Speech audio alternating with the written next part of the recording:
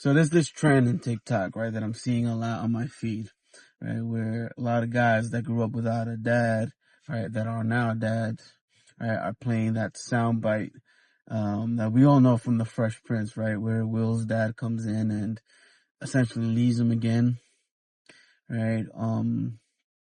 This one here. I feel like, ain't like I'm still 5 years old, Ain't like I'm gonna be sitting up every night asking my mom, when's daddy coming home, Who needs him? Hey, he wasn't there to teach me how to shoot my first basket, but I learned, didn't I? Hey, I got pretty damn good at it too, didn't I, Uncle Phil? Got through my first day without him, right? I learned how to drive, I learned how to shave, I learned how to fight without him. I had 14 great birthdays without him. He never even sent me a damn card. To hell with him!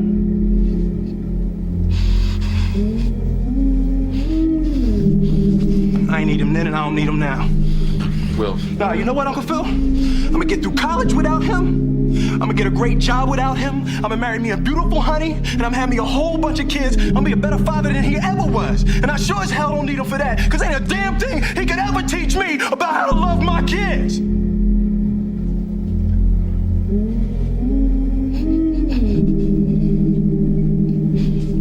How come he don't want me, man? Thing that always resonated with me was the part where Will said, I made it to 14 birthdays without him. I learned how to, my jump shot. I learned this, that, and the third without him. And it's something that he can never do is tell me how to love my kids, right? I resonated with that so well because, like that was me, that was me. Like, yeah, I learned how to do all these things without him. I can be a better father than he ever will be, right? But now as a dad, now listen to that bit again. The thing that resonates with me is the last part, right? That why Will breaks down, right? He breaks down and he says, why don't he want me anymore, man? Or why doesn't he want me? See, him saying I could did this and that without him, that's ego. That's pride talking. And the real issue, right, that we have, as guys that grew up without a father, the real issue that we have is that it's not necessarily that he wasn't there, but more that he chose not to be there. That kills us. That's what hurts us the most. He essentially abandoned us. And it's because of that, right, that now we tend to overcompensate with our spouse and overcompensate with our kids, right? Because this feeling of abandonment, right, we tend to go over and beyond with our spouse and kids. We don't want to ever feel abandoned again. We don't want to ever feel that they can just leave or walk out of our life again.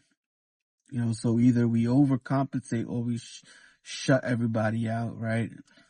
And I think that's the issue that we got to deal with. You guys that seen my videos, right, or seen my TikToks, you see that I've been having a conscience go at restoring my relationship with my father, right, for the last, 18 years, right? And it's been slow steps, slow progress, right? And because I learned that it was my abandonment issues, right, that I had to check, that I'm still working through, to be honest with you.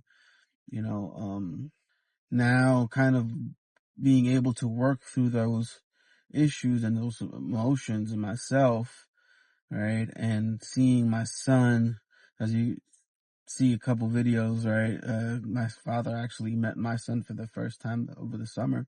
Seeing my son, right, with my father, right, was a healing moment for me. Right? Because first of all, right, my son has all 4 grandparents in his life. I only had one grandparent in my life, which was my mom's father, my grandpa, Baba Jose. Rest in peace. He died last year. And now that I'm seeing my son has 4 active grandparents in his life is beyond amazing to me. And it's because I made that conscious decision to work in this relationship with my father. So I encourage you guys that are posting these things, right? If your dad is still there, if you have a chance to restore a relationship with your father, do it. Because you don't want your kids to miss out on a chance to have a relationship with their grandfather.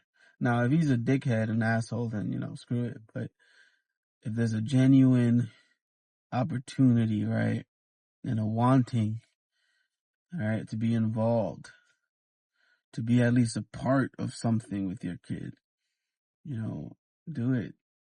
Don't deprive your kid, your children, your child of a relationship with their grandparents or their grandparent because of your ego.